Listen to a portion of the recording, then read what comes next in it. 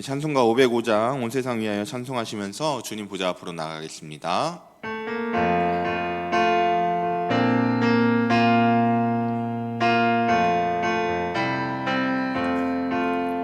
온 세상 위하여 나 복음 전하리. 만 백성 모두 나와서 주 말씀 들으라. 죄 중에 빠져서 헤매는 자들아, 주님의 음성 듣고서 너 구원받으라. 전하고 기도해 매일 증인 되리라. 세상 모든 사람 다 듣고 그 사랑 알도록 온 세상 위하여 이 복음 전하리. 저 죄인에게 하고서 주 예수 믿으라. 이 세상 구하려 주 돌아가신 것 나 증거하지 않으면 그 사랑 모르리. 전하고 기도해 매일 증인 되리라. 세상 모든 사람 다 듣고 그 사랑 알도록 온 세상 위하여 주의 임하니. 주 예수 이름 힘입어 이 복음 전하자. 먼 곳에 나가서 전하지 못해도 나 어느 곳에 있든 늘 기도 힘쓰리. 전하고 기도해 매일 증인 되리라. 세상 모든 사람 다 듣고 그 사랑 알도록. 사도신경으로 우리의 신앙을 고백하겠습니다. 나는 전능하신 아버지 하나님 천지의 창조주를 믿습니다. 나는 그의 유일하신 아들 우리 주 예수 그리스도를 믿습니다. 그는 성령으로 잉태되어 동정녀 마리아에게서 나시고 본디오 빌라도에게 고난을 받아 십자가에 못 박혀 죽으시고 장사된 지 사흘 만에 죽은 자 가운데서 다시 살아나셨으며 하늘에 오르시어 전능하신 아버지 하나님 우편에 앉아 계시다가 거기로부터 살아있는 자와 죽은 자를 심판하러 오십니다. 나는 성령을 믿으며 거룩한 공교회와 성도의 교제와 죄를 용서받는 것과 몸의 부활과 영생을 믿습니다. 아멘. 우리 계속해서 358장 박수치면서 찬송하시겠습니다.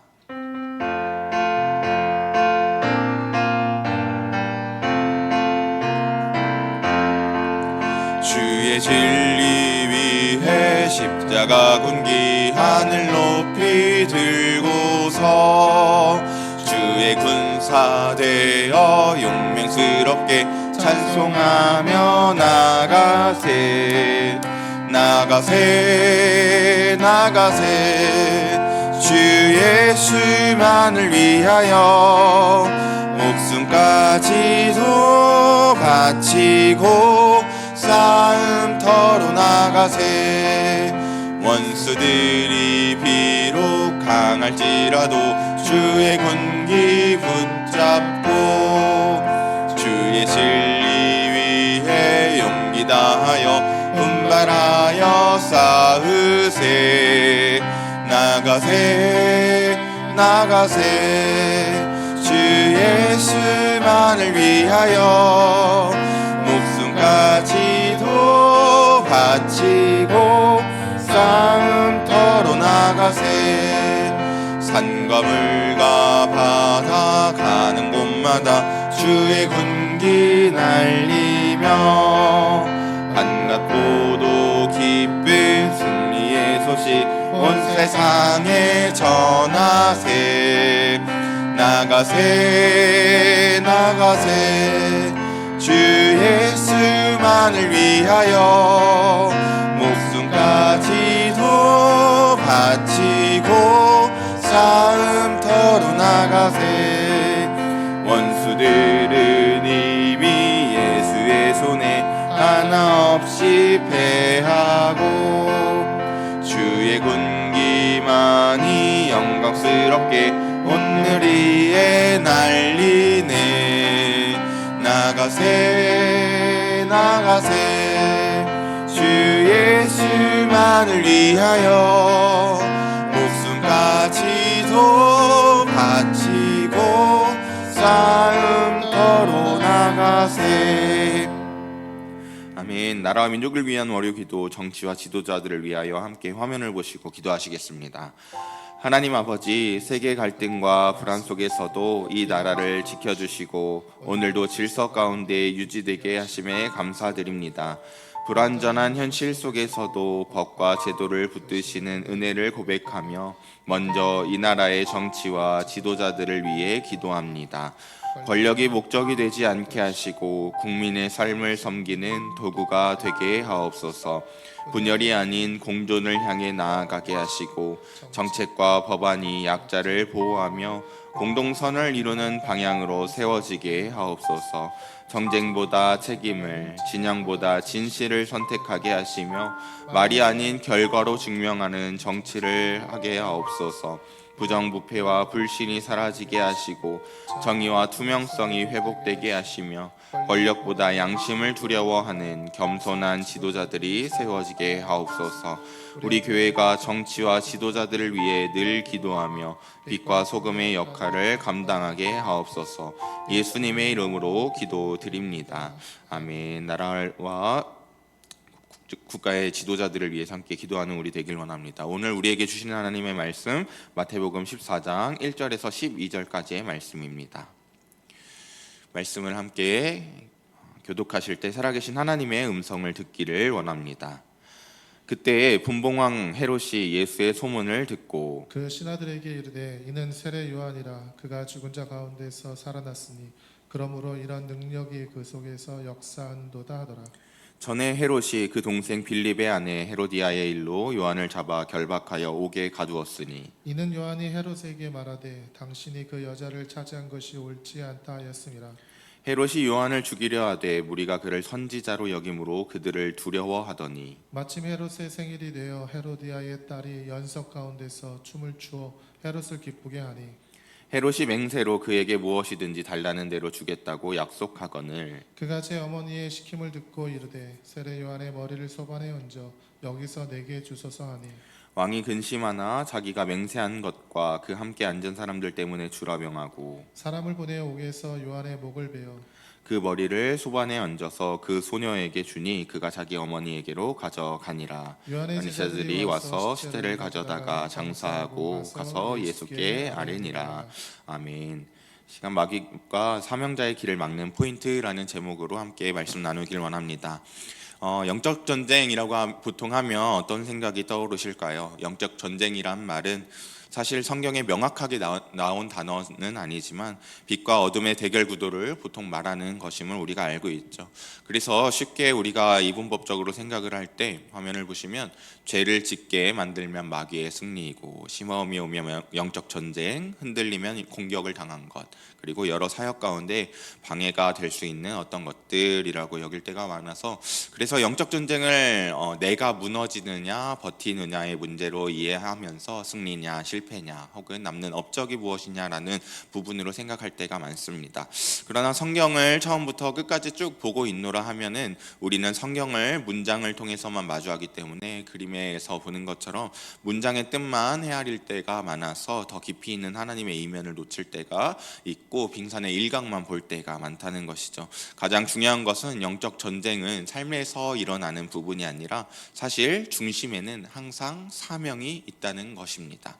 그래서 영적 전쟁의 본질은 여러 요소 중심 속 결국 예수가 누구신지를 흐리게 만드는 싸움이 마귀의 포인트라는 것입니다. 마귀는 죽이고 빼앗고 멸망시키는 자인데, 쭉 보면 생명의 근원 되신 이 예수님을 우리가 모호하게 믿도록 만든다는 것이 포인트이죠.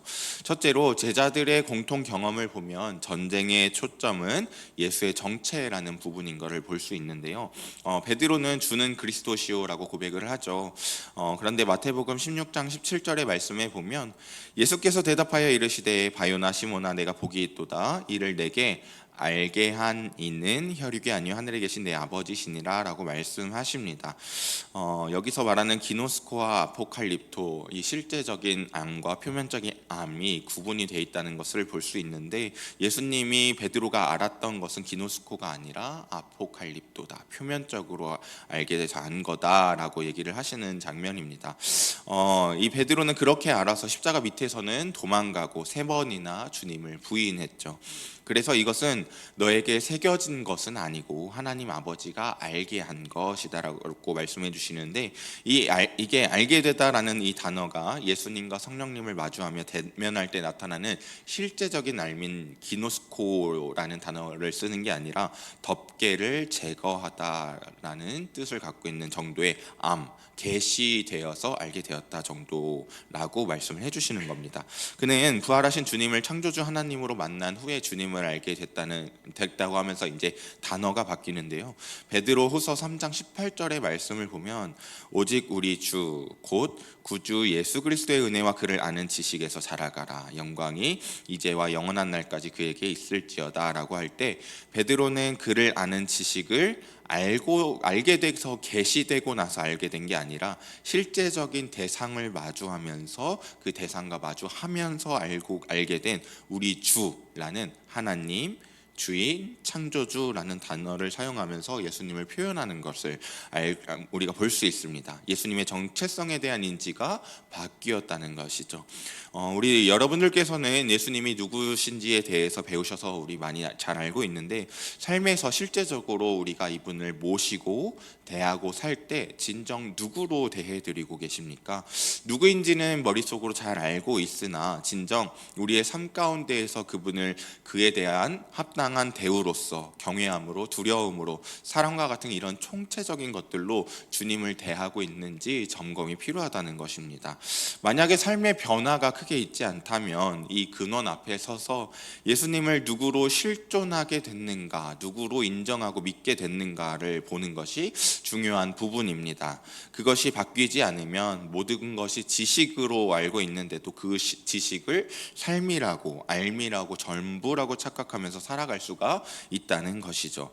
그래서 우리에게 가장 귀한 것은 다른 것이 아니라 이것입니다. 빌립보서 3장 8절의 말씀을 한번 같이 읽어봤으면 좋겠습니다. 시작.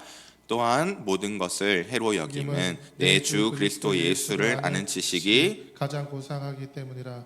내가 그를 위하여 모든 것을 잃어버리고 배설물로 여김은 그리스도를 얻고. 아멘. 모든 것을 버리고 주님을 따른 자로서 주님이 그리스도이시고 하나님의 아들임을 굳건히 붙든 것 같지만 주님 입장에서는 그것이 실제가 아니었음을 잘 알고 계셨습니다. 그냥 배운 것일 뿐, 들어서 알게 된 것일 뿐, 베드로가 정통으로 예수님이 누구이신지는 마주한 게 아니었다라고 하시는 것이죠. 그래서 그들의 삶은 예수님의 승천 후에 비해선 너무 이 세상 중심으로 생각하고 말하고 나누었습니다. 예수님의 어떠하심보다 사역과 자신의 마음의 어떠함에 대해서만 일희일비하는 자들이었던 것이죠. 제자들은 모두 마찬가지였습니다. 반복된 실패 가운데 있는 이들이었죠. 폭풍 앞에서 두려워하는 것을 당연히 여겼고, 예수님의 능력을 사모하고 기다리는 것을 선한 것으로 믿음으로 국한해서 생각했고, 여러 가지 기적 이후에도 자신이 경험하는 기적에 몰두해서 예수님이 누구신지에 대해서는 알고 있다고 확신했지만 깨닫지는 못하여서 십자가 앞에서 흔들리고 도망가게 된 것이죠. 그래서 결론적으로 문제는 믿음의 양이나 성경적인 지식이 아니라 이 성경 전체의 주인공이요 이 땅에 하나님으로 오신 예수에 대한 해석이 중요하다는 것입니다. 결국 누구를 믿느냐, 어떤 분을 믿느냐, 내 안에 계신 분이 어떤 분인지를 알고 살아가느냐, 그분과 내가 어떤 상관이 있으며 삶에선 어떤 마음과 지식의 지배를 받고 있는가라는 이 세부적인 부분까지 우리 모든 삶에 영향을 미친다는 것이죠. 사명은 우리가 대단히 거창한 건 줄로 알고 있지만, 그렇기에 그 사명의 내용 가운데 부정적인 이슈들이 일어날 때 사탄이 줄고 마귀가 공격하는 거라고 생각하지만, 사실 사탄이 가장 명확하게 공격해서 무너뜨리고 싶은 부분은 예수님을 누구인지 모호하게 믿게 하는 것입니다. 이것을 명료하게 해주는 성경 구절을 보자면 이렇습니다. 고린도후서 4장 3절과 4절 말씀인데 함께 읽어보겠습니다. 시작. 만일 우리의 복음이 가리었으면 망하는 자들에게 가리얹은 것이라. 그 중에 이 세상의 신이 믿지 아니하는 자들의 마음을 혼미하게 하여 그리스도의 영광의 복음의 광채가 비치지 못하게 함이니 그리스도는 하나님의 형상이니라. 마귀는 믿지 아니하는 자들의 마음을 혼미하게 만든다고 합니다. 또 이 복음이 가리워진다는 것은 망하는 자들에게만 해당하는 게 아니라 교회 내에도 복음이 가리워져서 복음을 통해 예수를 믿고 예수를 통해 하나님을 믿게 되는 게 아니라 어떤 삶 가운데서 사랑이나 치유, 응답, 교회 사람들의 모범 등과 같은 체험 혹은 기적에만 국한이 돼서 교회를 다니고 하나님만 믿게 됐다면 어쩌면 복음이 가리워진 자와 같이 될지 모릅니다. 우리 예수님은 우리를 위해 생명을 걸고 또 선악과를 태초부터 만드시면서 십자가와 부활 또 성육신을 통해 자신이 이 땅에 직접 찾아와 주신 위험천만한 세팅을 사랑 때문에 그 위험에도 불구하고 만들어 주셨는데, 그 길이 아닌 다른 길로 믿는다고 하는 것은 사실 마음이 아픈 일입니다. 그래서 예수님은 말씀을 하셨죠. 요한복음 14장 6절에 예수께서 이르시되 내가 곧 길이요 진리요 생명이니 나로 말미암지 않고는 아버지께로 올 자가 없느니라. 너무 잘 알고 있는 부분일지 모르겠습니다. 고린도후서 4장 3절에서 4절까지 보았듯이 그리스도가 하나님의 형상과 동일한 분이라는 영광의 복음을 가리는 것이 마귀가 하는 것입니다. 예수님은 예수님을 통해서만 하나님을 믿을 수 있게 하신 길이요 진리요 생명 되신 분이십니다. 예수님이 하나님의 형상이신 것이 마주해지는 것이 중요합니다. 사람이 대신 그 창조주와 함께 연관 있는 엎드림의 삶이, 그 경외의 삶이 있게 된다는 것이 주님과 함께 내 안에 계신 주님이 누구이신지를 알고 이분과 함께 사는 삶까지인 줄을 믿습니다. 우리는 여러 길을 가지 않고 오직 한 길만을 가는 자들이죠. 그래서 우리가 주님의 길을 세례 요한처럼 예비한다는 것은 아래와 같습니다. 세례 요한은 예언된 자였습니다. 그를 통해 예수님이 예언에 의한 하나님의 약속된 존재임을 확증해 주면서 믿을 수 있는, 하나님과 예수님을 믿을 수 있게 만들어주는 귀한 통로였습니다. 그 또한 베드로가 무두장이에게 예수님을 이어주듯 당시 사람들로 하여금 예수님이 약속된 분임을 믿게 해주는 중매쟁이로 살아갔죠. 우리는 교회를 통해 좋은 감정과 깨달음만 얻으려고 하지만, 물론 하나님은 지혜의 하나님이시기 때문에 성경을 통해 하나님에 대한 관련한 지식을, 지혜를 아는 것도 매우 중요한데, 진짜로 중요하고 우리가 무게를 실어야 되는 점은 좋은 느낌을 위해서 교회를 다니는 것이 아니라 예수를 연결당하고 예수를 연결해 주면서 세상이 참 빛으로 빛날 수 있는 통로가 되어 주는 곳이 바로 교회이고 우리의 사명인 줄 믿습니다. 우리의 모든 기관에서 일어나는 모든 사역이 예수의 정체성을 드러내는 것에 명료해지기를 소망합니다. 저는 이것으로 교회에서 주님을 사모하는 이들이 더욱 튼튼해지고 강력해지며, 혹 부정적인 말세로 치닫게 돼서 도봉교회 성도가 만약에 없어진다 하더라도 하나님 앞에서 진짜를 붙들고 있는 이 말세 가운데에서도 잘 살아나가고 있을 교회가 될 때, 그 진짜 부흥에 대한 결과는, 그 심판은 하나님께 달려있다고 생각하며 이 위기의 때에, 정말 어려운 때에 주권을 주님께만 맡기고자 합니다. 그럴 때 복음으로 인해 강력해지는 이 다단계의 역사, 제자가 제자를 낳는 이 다단계의 역사가 충분히 일어날 것이라고 믿어 확신합니다. 요한일서 5장 18절의 말씀을 보면 이런 말씀이 있죠. 하나님께로부터 난 자는 다 범죄하지 하는 줄을 우리가 아노라. 하나님께로부터 나신 자가 그를 지키심에 악한 자가 그를 만지지도 못하느니라. 또 다음에 로마서 8장 38절 보면 내가 확신하노니 사망이나 생명이나 천사들이나 권세들이나 현재일이나 장래일이나 능력이나 높음이나 깊음이나 다른 어떤 피조물이라도 우리를 우리 주 그리스도 예수 안에 있는 하나님의 사랑 안에서 끊을 수 없으리라. 그리스도 안에 있는 생명의 성령의 법으로 말미암아 늘 힘내셨으면 좋겠습니다. 소망을 가지셨으면 좋겠습니다.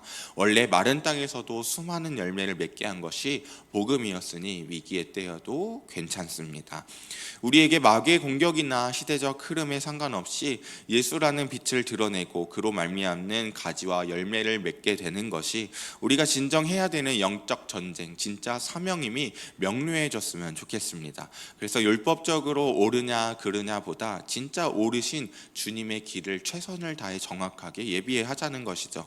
그렇게 예수님이 부활 후에 제자들의 삶이 더 이상 상황에 흔들리지 않는 자들이 됐고 핍박 속에서도 자신의 목숨을 아까워하지 않는 담대한 강하고 위대한 자들이 되었습니다. 세례 요한을 통해 예비된 예수의 그 길, 그리고 예수님의 사역의 열매가 바로 제자들의 증인화, 복음화였다는 것이었음을 우리가 볼 수 있습니다. 사실 그들에겐 바뀐 게 없었는데 환경이나 성격이나 훈련이 아니라 예수의 정체를 확정적으로 보고 자신과 상관 있는 분임을 알게 되며 성경의 모든 말씀을 하나님의 말씀을 믿게 되면서 성령의 임재 곧 임마누엘 가운데서 살게 되면서 인간이 보고 느끼고 사는 이 세상의 판은 하나님이 원래 세팅해 놓은 판과 완전히 180도 상극이었다는 것을 진짜를 보는 것을 통해서 확 깨달아 버려서 삶의 목적이 변화된 것입니다. 둘째로 영적 전쟁의 본질은 예수를 도구로 만들 것인가 주로 믿게 할 것인가에 달려 있습니다. 마귀의 전략은 늘 같습니다. 예수를 문제 해결사로 축소시켜서 요술램프화시키고 예수를 나를 위한 분으로 제한시켜서 어린아이 신앙으로만 머물게 만들고 예수를 도움되는 나의 도움으로만 활용을 하고 예수가 아닌 성령의 어떠함만 강조해서 예수님에게서 시선을 떼게 합니다. 결국 본질이 아닌 거칠에 많은 집중과 에너지를 투여하게 만든다는 것이죠. 당시에 깨닫지 못했던 제자들조차도 우리를 따르지 않는 자들을 막아야 합니까? 또 누가 더 큽니까? 이렇게 물었죠. 예수가 중심되어 있는 제자들이었지만 아직 주인은 아니었던 겁니다. 혹은 주인이라고 자신은 믿는다고 하여도 영생이 아닌 인생을 중심으로만 해석하고 믿는 상태였죠. 그래서 영적 전쟁의 핵심은 이것입니다. 예수님을 나를 돕는 분으로, 소위 내 시중을 드는 분으로 인지를 하는지, 예배 때에 내게 좋은 쾌감을 느끼게 하시는 분으로만 인지하는지, 아니면 내 전인격을 지배하시는 통치자로 인지하게 만드는지에 달려 있습니다. 그분은 도구로 오신다면서 낮은 자의 사랑으로 오셨지만 사실 그분은 주인이시고 아버지이시고 창조주이시면서 위엄찬 지성소에 계셨던 분이시죠. 모든 만물을 말 몇 마디로 만든 게 그 30대 청년이었다는 것입니다. 그 30대 청년이 우리 안에 살고 있다는 것이죠. 우리가 믿는 분은 사실 이런 분이라는 겁니다. 셋째로, 그렇기에 사명자의 전쟁은 실패하지 않는다는 것인데요. 성경을 보면 사명자들은 종종 실패합니다. 그러나 이상하게도 그들의 사명은 절대로 무너지지 않죠. 사람에게 기대하고 또 기대게 된다면 사람의 어떠함에 많이 좌지우지 될 수 있습니다. 그러나 우리에게 영원한 것은 사명자의 어떠함이 아니라 예수의 어떠함, 천국 가치의, 성경 가치의 어떠함만이 우리를 통해서 전파됩니다. 세례 요한은 하나님의 예언을 성취하시는 분으로서의 가장 결정적 존재로서 예수님을 믿을 수 있는 분으로, 메시아로, 그리스도로 확증하고 하나님을 우리의 모든 걸 걸고 믿어도 괜찮을 약속을 이루시는 분으로 믿을 수 있게 만드는 그 가치를 우리에게 전달했습니다. 그래서 세례 요한이 죽었어도 상관없었습니다. 베드로가 부인해도 교회는 시작됐고 바울이 감옥에 있어도 복음은 퍼져나갔습니다. 진짜 영적 전쟁은 사명자를 헤롯과 같은 사람들이 쓰러뜨리는 싸움이 중요한 게 아니라 사명과 예수를 흐리게 만드는 싸움이 중요하다는 것입니다. 마귀에겐 이 부분이 중요하죠. 그렇기에 사명자가, 목사가, 망가져도 괜찮습니다. 정확한 길만 가고 있으면 됩니다. 성경에 있는 많은 위인들의 시체가 발견되지 않음에 저는 참 감사함을 느끼기도 하는데요. 인간은, 이 사회는 아마 그 시체를 신으로 받들면서 경외했을 겁니다. 그러나 복음의 가치, 그들을 통해서 복음의 가치와 천국의 가치만 이 땅에 유전되었기 때문에 그들의 어떠함과 상관없이 인간은 새하여야지고 예수님만 흥해질 수 있는 구도가 완벽하게 완성되는 것입니다. 현대판 영적 전쟁의 정점인 것이죠. 종교는 남고 예수는 빠지는 현상에서 벗어나서 우리 안에 오시고자 하셨던 예수님의 정체성만 밝혀지면 됩니다. 우리 삶의, 우리 사명의 목적이죠. 그러면 우리의 마음은 더더욱이 포도나무 대신 예수님께 더욱더 요밀조밀하게 가지로서 접붙임 받을 것입니다. 말씀을 맺고자 합니다. 사명자는 싸움의 방식이 다릅니다. 사명자는 마귀와 직접 싸우는 사람이 아닙니다. 사명자는 예수를 정확히 증언함으로 전쟁의 판 자체를 무력화시키는 사람입니다. 그래서 사명자의 삶과 사역은 화려하지 않을 수도 있고 성공적으로 보이지 않을 수도 있고 때로는 제거당할 수도 있습니다. 그러나 단 하나는 분명합니다. 예수가 선명한 곳에서는 영적 전쟁이 있어도 기도가 부족하여도 그 가치 자체만으로도 오직 승리라는 것에 대한 확신이 우리를 늘 살게 합니다. 정말 다른 것이 아닌 예수님만을 유일신으로 경외하는 우리의 정체성이 우리의 호흡인 것이죠. 사명은 내가 내 마음을, 내 사역의 내용을 긍정적으로 지켜내는 1차원의 영역이 아니라 예수가 이미 이루어 주신 것을 이 땅 가운데서 목격하고 증언하는 것입니다. 2000년 전에 오신 예수님을 우리가 목도하고 목격하면서 그분이 내 안에 계시다는 것을 알고 함께 사는 것을, 믿는 것을 세례 요한처럼 증언하며 그분의 길을 예비할 때 우리는 헤롯의 직접적인 공격을 받을지도 모르겠지만 그의 길은 예비되기에 괜찮습니다. 그렇게 표대를 향해서 하나님께서 위에서 부르신 부름의 상, 예수를 아는 가장 귀한 알매의 상이라는 영예를 누리기에 우리는 늘 승리할 것입니다. 우리에게 필요한 것은 많은 것이 아닙니다. 그저 예수님이라는 존재 하나입니다. 예수님의 길을 예비했던 세례 요한을 통해 사명의 본질을 들여다보고 빙산의 일각이 아닌 빙산 전체를 바라보면서 우리의 사명이 구체화되고 명료화될 말씀을 통해 우리의 삶과 사역과 사명의 방향이 날로 날카로우나 다정해지시는 새해 되시기를, 그런 가족과 함께 그런 사랑을 복음으로 나누시기를 주님의 이름으로 축원합니다. 함께 기도하겠습니다. 하나님, 세례 요한을 통해 하나님이 원하시는 사명의 길을 어떻게 가는지, 하나님이 원하시는 그 사명이 무엇이었는지 알게 하심에 감사합니다. 사명자는 늘 마귀에게 공격을 당하고 예수님을 모호하게 바라보고 비본질이 중요한 것처럼 만들지만 진짜로 중요한 것은 우리의 어떠함이 아니라 예수님의 어떠함인 줄을 믿습니다. 우리가 어떤 상황에도 위기에도 흔들리지 아니하고 걱정하지 아니하고 주님을 믿고 주님을 신뢰하는 것은 예수님이 우리의 주인이시고 통치자이시고 하나님이시기에 우리가 함께 사는 그 주님께 온전한 신뢰를 드릴 수 있기 때문에 우리가 날마다 괜찮게 전진할 수 있게 되는 줄을 믿습니다. 샬롬을 허락하여 주셔서 어떤 사명의 현장에서도 승리의 길, 예수를 아는 알매의 길로 갈 수 있도록 붙들어 주시옵소서. 새해에 그렇게 살 수 있도록 엎드리게 하여 주시옵소서. 살아계신 예수님의 이름으로 기도합니다. 아멘. 하늘에 계신 우리 아버지의 이름을 거룩하게 하시며 아버지의 나라가 오게 하시며 아버지의 뜻이 하늘에서와 같이 땅에서도 이루어지게 하소서. 오늘 우리에게 일용할 양식을 주시고 우리가 우리에게 잘못한 사람을 용서하여 준 것 같이 우리의 죄를 용서하여 주시고 우리를 시험에 빠지지 않게 하시고 악에서 구하소서.